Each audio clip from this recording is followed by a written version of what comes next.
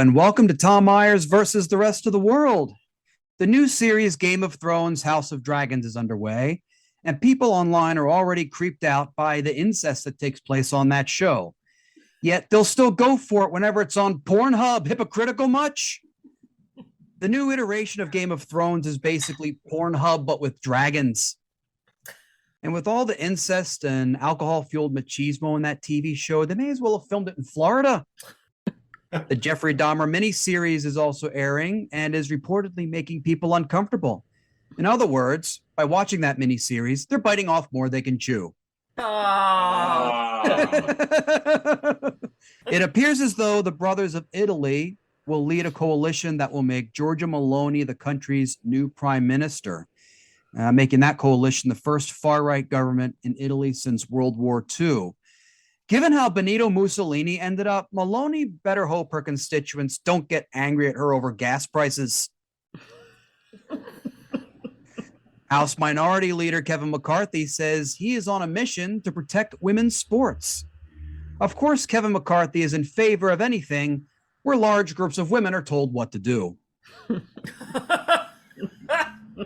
The Trump campaign agreed to stop playing the QAnon music during his rallies at the request of the song's composer. Only in the United States would we produce fascists who back away from a fight with copyright infringement. After wreaking havoc in Florida and the Carolinas, Hurricane Ian fizzled out once it got to the mid-Atlantic, which just goes to show that even the fifth most powerful storm to hit the United States won't put up with Maryland drivers. It's just as well because no act of God would make us change our driving habits. There could be a major earthquake with severe damage, and you will find at least one guy who thinks, I can't be late for work. I know. I'll jump that chasm that's just opened up in the middle of the Beltway. Wheel of Fortune host Pat Sajak caught heat online after he posed for a photo with Marjorie Taylor Greene. In his defense, he was just trying to teach her how to spell. It's just as well Pat Sajak isn't one of the new hosts of Jeopardy. What is a dickhead? Correct. I'll take sellouts who pose with fascists for 1,000. Lizzo played a 200-year-old glass flute that once belonged to James Madison. It figures. I play Thomas Jefferson's triangle and I get kicked out of Monticello. The rapper Lil Nas X abruptly stopped the concert so he could go to the bathroom. He said later that he was literally dropping demons, which is exactly what I call responding to college kids on Instagrams when they DM me and tell me that they know more about comedy. And now on with the show. Please welcome Michele Wojciechowski and Gina Brown. Hey, Michele, Tom. Gina, welcome back, both of you. What have both of you been up to lately? go ahead. No, go ahead. Well, it's funny you mentioned Dahmer because I am a huge true crime junkie, and I finished the 4th episode and I'm done. It's way, put it this way, I saw today that Netflix is actually coming out with the tapes of Jeffrey Dahmer, and I've watched the tapes of John Wayne Gacy and the tapes of, all these other serial killers. And believe it or not, that kind of stuff, the documentaries, is so much easier for me to handle than this fictionalized version where they're showing you things that he did. It's just too much. But other than that, I'm doing great. Other than that, it's all roses and flowers. Exactly. Other than thinking of this horrific crime spree that took place, when I was in high school. Yeah. Anyway. I never thought that this podcast could be more uplifting by comparison to anything. Right. Yeah, I don't think I can watch it. I'm not a massive true crime fan. I'm more of a fake crime fan. I love crime, but I don't want it to actually be real. So you're like a Law and Order person? Oh yeah, and all the Chicagos and all of those and The Wire and everything. It can be based on true, but yeah. I did improv one time, and this one woman I met said, we were talking about true crime, and she said when she goes out on dates with a guy for the first time, when he's not looking, she puts her fingers all over the car to make sure she's left prints, and she'll pull out a piece of hair and stick it somewhere in case he kills her or something. Wow. And I'm like, I said to my husband, you can never die because I cannot go out there with that. I cannot. I mean, I have enough hair that I could keep pulling it out and leaving it in cars all over the place, but that was a little too much for me. That sounds like something I do in every single green room. Like, just in case, I make the one joke. January 6th has taught us a lot of things. For example, we now know that when Republicans say they back the blue, they mean back into law enforcement with a Blue Lives Matter flagpole. The January 6th Commission faced a lot of criticism before it even aired their public findings. People thinking they're experts on what's in the committee's findings before they even know what they are. But the kind of people I get in my DMs, it's no wonder I can relate to that committee. Trump reportedly wanted people who were armed to attend his rally at the White House Ellipse. So now we know that Trump thinks America was great in 1829. And joining us tonight to discuss January 6th, the commission, and everything related to that, please welcome to the show, Mr. Mike Quindlen. Yay. Good evening. How are you? Doing all right. Mike, thanks so much for coming on to the show. It's a pleasure. It's an absolute pleasure. Yep. So what are your thoughts on, have you been keeping up with the January 6th commission and everything around that? Yeah. I mean, I guess I'm a little disappointed that it doesn't appear that much is going to actually get done before the midterm elections. I just really want truth and justice. I think the issue is you can't deny that the Democratic Party has been a little, especially here in Baltimore, has been horribly inefficient relative to the constituencies. But I'm certainly not willing to sell my soul to a bunch of racists by any stretch of the imagination. Yeah, I mean, I noticed that like you're pretty outspoken a lot on social media. Like I know, yeah, a little bit. Like, yeah, you were one of the first people heavily critical of that I saw anyway, who was heavily critical of Catherine Pugh, the former mayor of Baltimore, before she got caught up in all those scandals. So mad props to you for that, definitely. I mean, you know what you got to do, dude? You just got to walk the walk, right? I mean, seriously, the Democratic Party in the city is terrible. But again, it doesn't mean that I'm willing to just move to the opposite side. I'm more agnostic, I think, than anything else. I'm a glibberal. That's what I am. I'm kind of frustrated with all of it. And I was thinking about the other day prepping for this. I'm not really sure I've ever registered as anything other than an independent, to be honest with you. I've certainly voted for Democrats. There's no doubt about that. I'm not sure if I've ever voted for a Republican.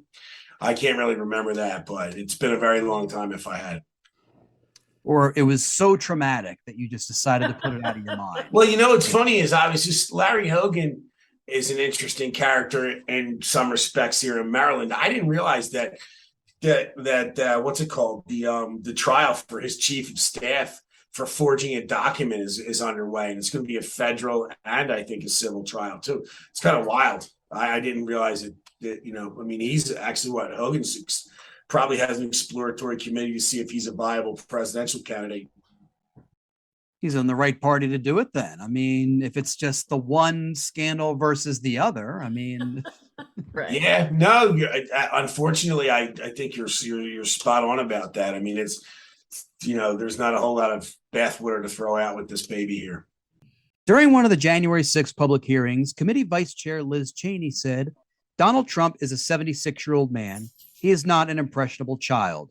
To which everyone else responds, that's your opinion, Liz. It was reported that upon finding out he wasn't going to the Capitol like he asked, Trump was overly upset. I had a tantrum like Trump did when he wanted to go to the Capitol once. To be fair, I was 5 years old and I wanted to go to Pizza Hut. In retrospect, they're both bad decisions in their own ways. In this clip from one of the hearings of the January 6th Commission, we get an insight into Trump's personality through one of the White House staffers. Attorney General Barr said in an interview that the Department of Justice had not found evidence of widespread election fraud sufficient to change the outcome of the election. Ms. Hutchinson, how did the president react to hearing that news? Around the time that I understand the AP article went live, I remember hearing noise coming from down the hallway. So I poked my head out of the office. I saw the valet walking towards our office. He had said, "Get the chief down to the dining room. The president wants him." Mark went down to the dining room, came back to the office a few minutes later. After Mark had returned, I left the office and went down to the dining room, and I noticed that the door was propped open and the valet was inside the dining room changing the tablecloth off of the dining room table. He motioned for me to come in and then pointed towards the front of the room near the fireplace mantle and the TV, where I first noticed there was ketchup dripping down the wall and there's a shattered porcelain plate on the floor. The valet had articulated that the president was extremely angry at the Attorney General's AP interview and had thrown his lunch against the wall, which was causing them to have to clean up. So I grabbed a towel and started wiping the ketchup off the wall to help the valet out. And he said something to the effect of, "He's really ticked off about this. I would stay clear of him for right now. He's really, really ticked off about this right now." And Ms. Hutchinson, was this the only instance that you are aware of where the president threw dishes? It's not. I mean, I don't know what's more disturbing. The fact that, like, you have someone with access to the nuclear codes just throwing his food, or the fact that we finally found a worse place for ketchup besides scrambled eggs. Oh my God. Where is that? Where is Cassidy Hutchinson now? Has anybody seen her, or is she already in hiding somewhere? If she's smart, I'm sure she's in hiding. And I she mean, she seemed so nervous and scared, like just even answering. I felt so bad for her. It was uncomfortable to watch. Well, here's the deal. She should have been nervous and scared, and I'm not sure, to be honest with you, that the committee protected her enough. It didn't seem like they. I don't know. It just seemed like they were looking for something sensational rather than that. Look, I mean, we all saw what happened. We know what happened. The ironic part is the moron could have just walked to the very edge of the Capitol at the bottom steps and scared everybody, rather than he should have just walked them there and pulled one of his moments, and he would have freaked everybody out, and the Democrats would have bent over and gave them everything that they wanted. But no, he let those knuckleheads. I mean, he basically told them what to do. They knew what was going to happen, man. Yeah. Quite disappointing. With its organizational head, Elmer Stewart Rhodes, on trial for sedition, we get a look at the mindset of the Oath Keepers as seen in this summing up from one of the pieces of evidence. Well, Glenn, I want to talk about one of those pieces of evidence, according to evidence presented by prosecutors. On January 8th, Rhodes told members of the Oath Keepers, quote, "You all need to delete any of your comments regarding who did what. Do not chat about Oath Keeper members allegedly doing anything at Capitol. Go dark on that. Do not discuss. Let me put it in infantry speak. Shut the F up." Is DOJ using Rhodes's own words to make the case against him? Absolutely. You know, it was almost comical because together with those statements that you just quoted, Jonathan, the prosecutors also opened on some additional statements that Rhodes made in writing. He said to his fellow Oath Keepers, "Delete your self-incriminating comments. Delete your comments that incriminate other Oath Keepers, and delete your comments that incriminate the organization generally." Problem is, old Elmer Stewart Rhodes didn't delete his own comments. He instructed everybody else to get rid of the incriminating evidence. Like, I'm not going to say this is shooting fish in a barrel, but it really does feel like a strong case. Wow. Nobody said these guys were criminal masterminds. I mean, they're completely erratic. Yes. Dumb, possibly, but, well, okay. In that instance, yes, dumb. Yeah, but criminals are often really, really smart because they like toe the line. They're like really close to, brilliance, but not in this case. No. Yeah. LOL, I forgot to delete. Right. It was like they read the book Sedition for Dummies, I think. Is that what he was doing? Or Right. there was some focus placed on the defendants of the attack on the Capitol. Of course, what the commission doesn't cover, right-wing networks are all too willing to do, as Newsmax demonstrates in this phone interview with one of the January 6th defendants. That is Ryan Nichols, seen on January 6th. A protester. He served in the Marine Corps, by the way, honorably discharged after 4 years, but right now he's in a lot of trouble. He was arrested in January 18th in Texas. He's been in the D.C. jail now for a long time, and he actually joins us from the phone right now. Let's talk about what's happening right now. Do me a favor. Tell us where you are right now. Set the scene. You're on phone, in jail. Where? How does it work? What's going on where you are right now? Right now, I am in what I'd like to refer to as DC Gitmo, but we're in the DC DOC correctional facility. And I can only describe it as psychologically damaging, torturous, and inhumane here. Solitary confinement for anywhere between 18 and 26 hours per day. 26? 23 to 30 He gets hours. 2 extra hours? Where they finally gave us a little bit more time out of our cells. 26? Yeah, I mean, it was.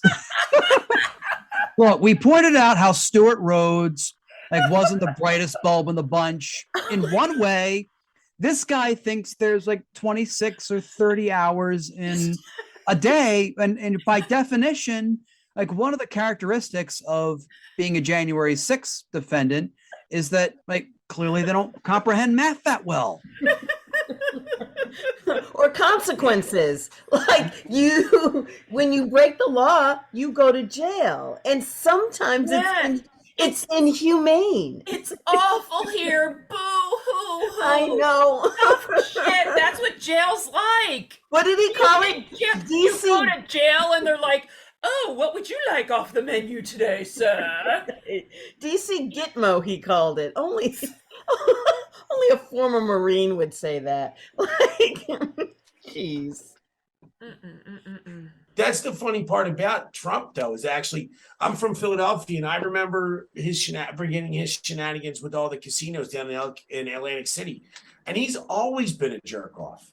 He's always been a predator. And I don't mean a sexual predator. I'm not talking about that, but he's always been predatory in his business dealings. Yeah. He's always been predatory in any relationships he's had. And if it wasn't for that one freaking jerk off with that stupid Apprentice show, none of this garbage would have ever happened. He was on the trash heap of history. Who was that? What's that guy's name who produced that? Didn't he produce he's a big time? Oh, Mark somebody. He did Survivor too. Yeah, that was that horribles. Yeah, it's if it wasn't for that stupid television show and people getting excited about watching somebody being a rude buffoon. I mean, if there's nothing, that says America right there. Yeah, I'm from upstate New York, and he definitely did some damage in New York. He wasn't a nice person. It's funny, I walked by Trump Tower last week. I was up in New York City doing some stuff. I looked up, I was like, but it's not really that big a deal. Oh, he's... You know what? I guess I should have gone inside to see what it's like. Have you ever been inside Trump Tower? I've never been in there. Oh, hell no. But no, I hear you. That's exactly why I didn't go in. But I was like, I should have went in shit on the floor or something like that. Right. There would be. Well, except for the fact that a normal human being was going to have to clean it up. And that right. Respectful. So. Mark Burnett was the name of the producer. Yep. And that's the guy. He's the guy who should have to clean his shit up on the floor. The danger of another January 6th looms over this country as long as the forces behind it still persist. In this next clip, we get a take of far-right streamer Nick Fuentes' idea of what he feels is the best future for this country. We need to have something like a white uprising, politically speaking, gain control of social media, maybe just get rid of Congress altogether after that happens.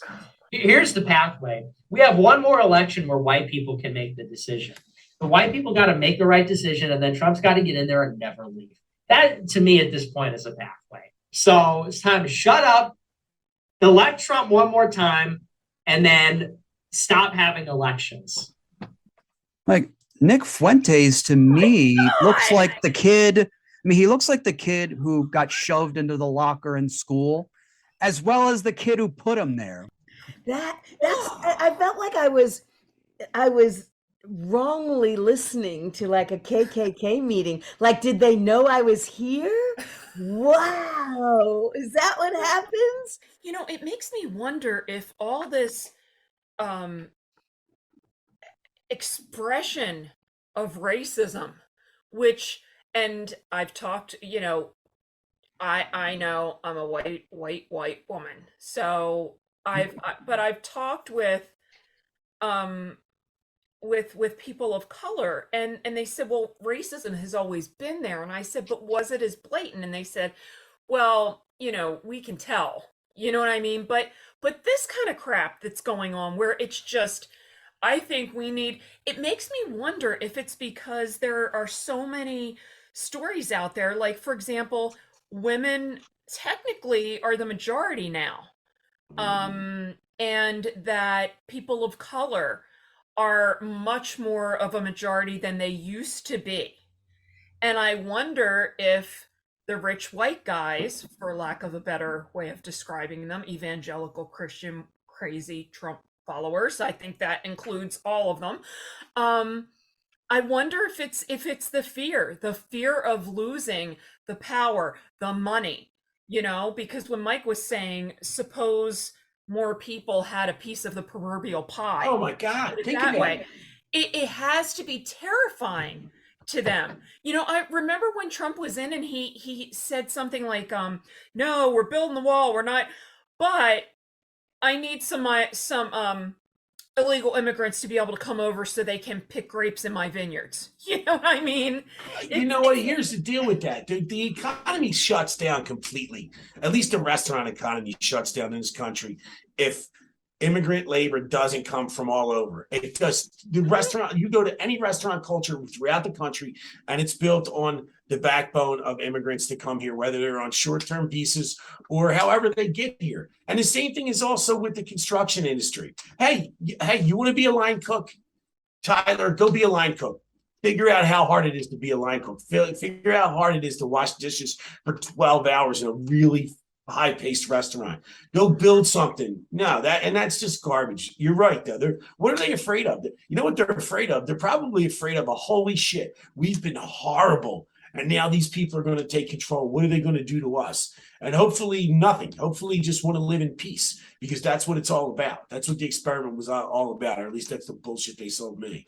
Well, there definitely is the browning of the world and also America, because the blending and it's sort of just melting in together. But I wouldn't say that it is rich white guys, because the bulk of the people supporting him are not the rich. Yeah, they are the people who run this country are all small business owners, and rarely are many of them rich. So.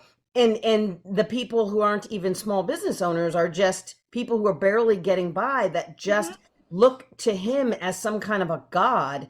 And so, and I don't get it. Well, I don't get it. That's why the thread that goes through it is very racist. That's why they can call it Christianity, they can call it patriotism, they can give it whatever name they want to give it. There's only one thread that goes through all of that. It cuts through every piece of that, no matter what, whether the economics are strong or not. There's one thing, and that's just supremacy. And it's like this guy that we just watched.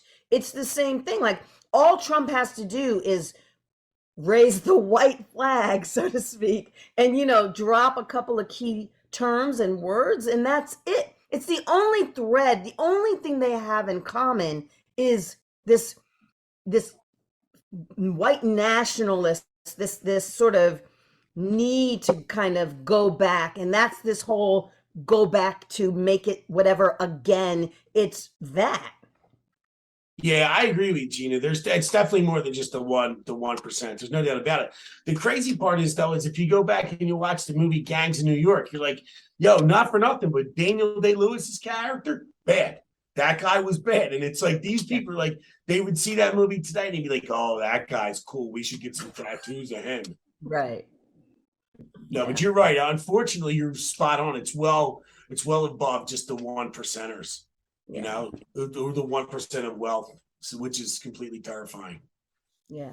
Of course, the attempts to whitewash the unsavory moments of the presidency of Donald Trump aren't just for adults, as we can see in this clip.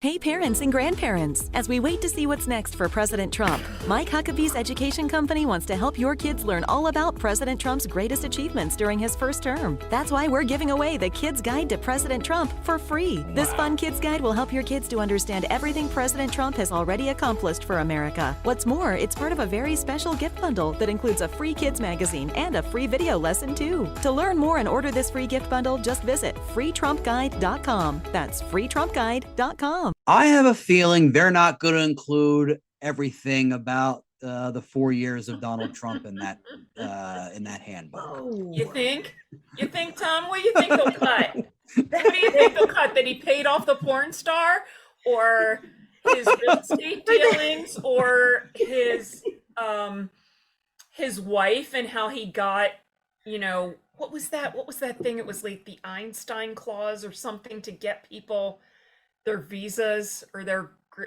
anyway. I can't imagine what they would cut from that, because he was right there with his hand on the Holy Bible. On the Bible. And I was with thinking, Lincoln. And there was no fire. There was no flames coming out of the Bible. That's because it was one of those fake books. It wasn't a real Bible. It wasn't real. It was like what you keep your money in at the house, because nobody uses that book in his house, Oh, it really is a cult. It's craziness. It's like a sim world, but it's Trump world. It's really weird, and it's just not real. It's not real. To sum up, Trump said during a speech in Arizona that in some places gas costs $9 a gallon. That would make sense if that was the price in one of the countries to which he was fleeing extradition. It would be trouble for Trump if he goes to prison, not the least of which is he needs a haircut, or he will be the first former president to be traded for a carton of cigarettes. Donald Trump's birthday was last June because of Ivanka's testimony to the January 6th Commission, where she said she believed then Attorney General Bill Barr over her father. The task of popping out of Donald's birthday cake went to Tiffany instead. Trump was quoted in 2016 as saying only mobsters plead the fifth. And look at him now, burying his first ex-wife on a golf course.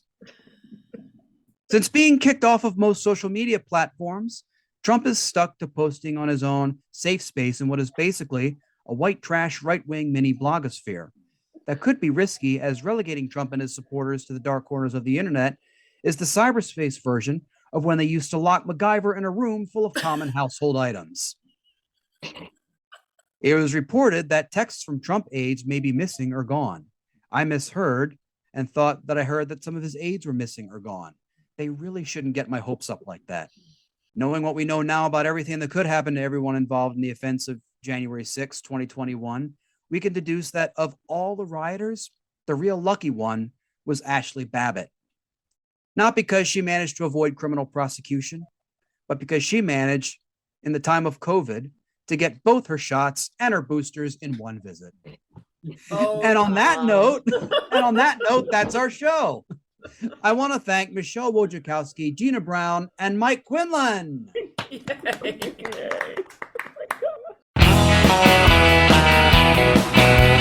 This episode was written and hosted by Tom Myers with panelists Michele Wojciechowski and Gina Brown and guest Mike Quindlen. Theme music composed and arranged by Jeroen van den Hurck. Executive producers Tom Myers, Matt Connarton for ipmNation, and Eddie Carson for Odyssey Radio.